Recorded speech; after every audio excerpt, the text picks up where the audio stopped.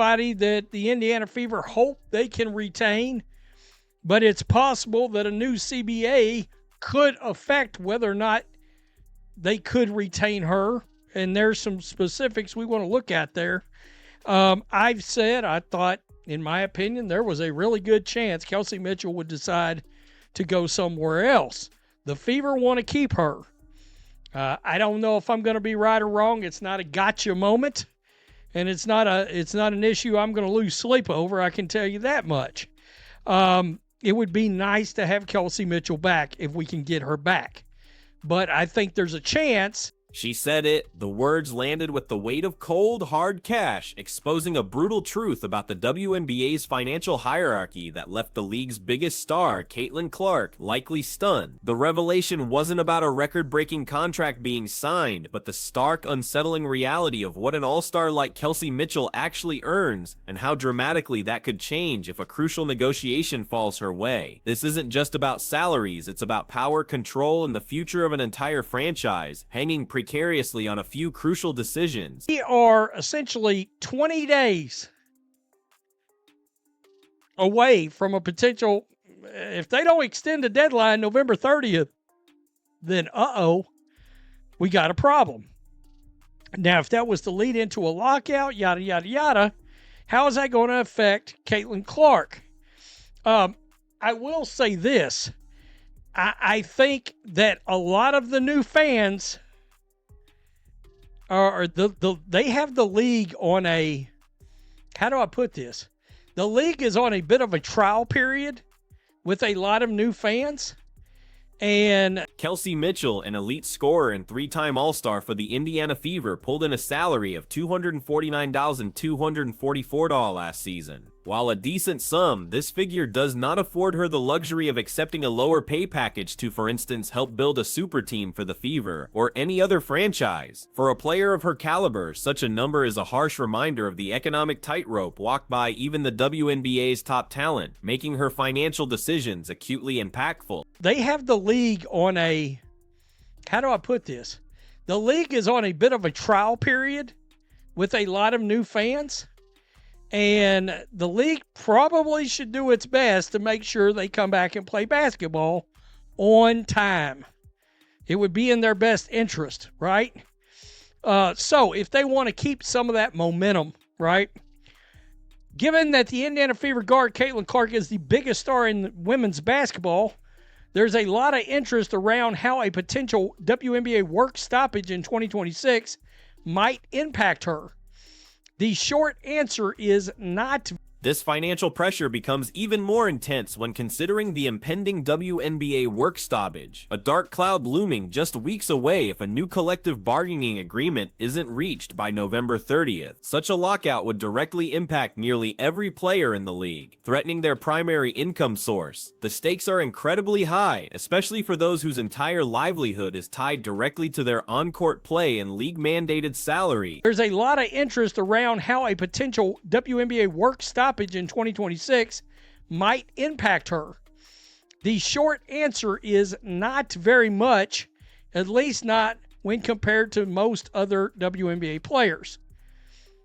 ESPN's Michael Volpe explained that while this is the case in a November 10th article by saying Clark has high-profile endorsement deals that provide her much more income than her WNBA salary, she is part of a group of players, both veterans and those still on rookie contracts, who could weather. In stark contrast, Caitlin Clark's financial future is almost entirely insulated from these league-wide anxieties.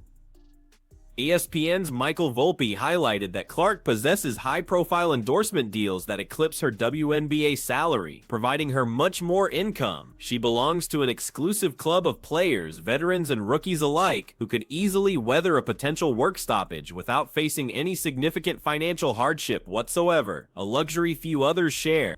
Compared to most other WNBA players who don't make nearly as much with endorsements and sponsorships. And we know as of right now, we think the next time we're going to see her playing actual competitive basketball is going to be next year when Team USA plays.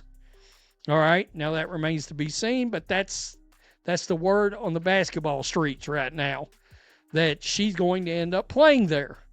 Now, on to Kelsey Mitchell. Indiana Fever guard Kelsey Mitchell will be one of the most coveted players on the market when she, like practically every Clark's off-court earnings mean that while her WNBA salary is certainly substantial, it's not the make-or-break element of her overall wealth. Her immense marketability and unprecedented fan engagement make her an economic powerhouse independent of league play. This unique position not only secures her personal finances, but also inadvertently shines a spotlight on the less stable financial realities of many other WNBA stars, including her own teammates. Kelsey Mitchell very much in the pocketbook. Even the highest paid player in the league last season, Mitchell's $249,244 salary, does not put the 29-year-old in a position to accept a lower figure if she wanted to build a super team in Indiana or elsewhere. Mitchell, who set a new Fever record by averaging 20.2 points per game in 2025, has been, quote, cored by Indiana, which has prevented her from signing with another team in free agency, but has allowed her to rake in a supermax salary. A WNBA franchise can core a player for 2 years. A new CBA could see the... An impending lockout, therefore, would land a devastating blow directly to the pocketbooks of players like Kelsey Mitchell. Unlike Clark, Mitchell doesn't have the extensive off-court brand or endorsement deals to provide a large supplemental income. This means a work stoppage wouldn't just be an inconvenience, it would be a severe financial blow, forcing her to reckon with the immediate loss of her main source of revenue, creating immense personal pressure. Years to come. So, and I believe it was Amber Cox that came out and said their number one goal was to make sure that Kelsey Mitchell was back. I mean, the Fever's got a big three, right? If they can keep it intact. And we know two of the big three, Aaliyah Boston, Caitlin Clark, well, they're two of the big three. They're both on rookie deals. Kelsey Mitchell's the other piece of the puzzle. Now, what nobody else talks about is there's going to be a lot of other free agents out there, okay? So if something was to happen and Kelsey does leave, the Fever is going to have plenty of... For 2 years, the Indiana Fever have used a core designation on Mitchell, a powerful mechanism that prevented her from signing with another team in free agency. This strategy allowed the Fever to retain their star guard and offer her a supermax salary, keeping her within their roster. However, this designation also significantly limited Mitchell's personal agency in choosing her desired team or exploring the open market for competing offers. Fans that are like, until I actually see Caitlin Clark back on the court and shooting shots in an actual game, they're like, I don't care. I don't care. And some of that is some animosity towards the Fever organization for how all of that was handled for 2 whole months. Oh, there's an ankle injury now. All of that. I'm not sure people understand exactly how much that angered a lot of fans. Ones that actually spent their money. You know, it's something to think about. Tell me what you think. But a seismic shift is on the horizon. The ongoing CBA negotiations could fundamentally alter or even entirely eliminate the core designation as we know it. Speculation suggests the new agreement might limit its use to just once per player or even remove it entirely. This change would unleash a wave of player empowerment, redefining how teams can retain their top talent and giving stars unprecedented control over their careers. If the multi-year core designation disappears, players of Mitchell's caliber would gain extraordinary control over where they choose to play their basketball. This newfound freedom would allow an elite scorer like Mitchell to command a truly stunning new salary, exploring opportunities with any team that desperately needs her scoring prowess.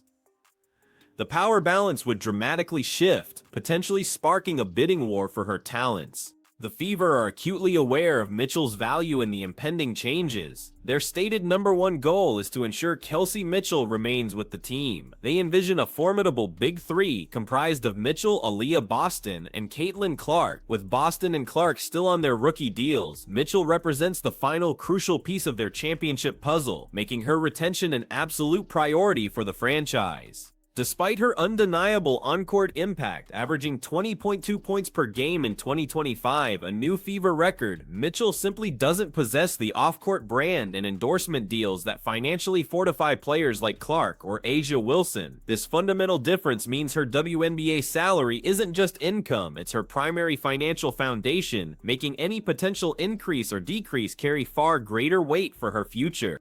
This critical lack of external supplementary income directly dictates Mitchell's approach to contract negotiations. She cannot afford to take a pay cut for strategic team-building purposes, unlike some other athletes who can offset lower salaries with lucrative endorsement portfolios. For Mitchell, every dollar on her WNBA contract counts, forcing her to prioritize maximum earnings in an unforgiving market. Mitchell's importance to the Fever is undeniable. She adds a massive scoring dynamic that would be incredibly difficult if not impossible to replace. Her ability to consistently put points on the board is a cornerstone of the team's offensive strategy. Losing such a prolific scorer would create a gaping hole in the roster, forcing the Fever to scramble for an adequate replacement in an already competitive free agency market. However, it's also worth noting that some of Mitchell's impressive scoring numbers from 2025 were inflated by Caitlin Clark's injury. With Clark sidelined, Mitchell took on an even greater offensive load, resulting in more shots and higher averages. When Clark returns fully healthy, Mitchell's shot attempts and overall numbers could naturally adjust, a factor that might weigh into future contract discussions. Beyond individual players, the entire WNBA is navigating a delicate period. Many of the new fans drawn in by the recent surge in interest are on a trial period, and the league absolutely needs to ensure basketball is played on time to retain this momentum. Any work stoppage or delay could jeopardize this burgeoning interest, costing the league invaluable goodwill and potentially alienating a crucial new audience. The handling of Caitlin Clark's injury during the season also stirred significant fan animosity towards the Fever organization. The perceived lack of transparency and prolonged uncertainty angered many supporters who had eagerly invested their money and attention into the new star. This lingering frustration adds another layer of complexity to the league's and the Fever's efforts to maintain fan engagement and trust. So the stage is set for a high-stakes drama. Will the new CBA truly deliver stunning salary news for Kelsey Mitchell, allowing her to secure a massive payday commensurate with her talent and finally affording her the financial security of her off-court earning peers? Or will the competitive landscape, combined with the nuances of team building, limit her earning potential, leaving her still reliant primarily on WNBA pay? If Mitchell, empowered by the new CBA, decides to leave the Fever for a more lucrative offer elsewhere, the team faces an unenviable task, while the WNBA will have other free agent superstars to choose from. Replacing Mitchell's unique scoring dynamic and veteran leadership would be a monumental challenge, potentially derailing the Fever's carefully constructed Big Three vision and their championship aspirations. The fundamental conflict couldn't be clearer. Kelsey Mitchell's immense on-court value and crucial role in the Fever's future versus her distinct financial vulnerability compared to the league's marketing titans. This disparity and the potential for a new CBA to either exacerbate or finally rectify it frames the upcoming negotiations as a pivotal moment for both Mitchell's career and the Indiana Fever's destiny.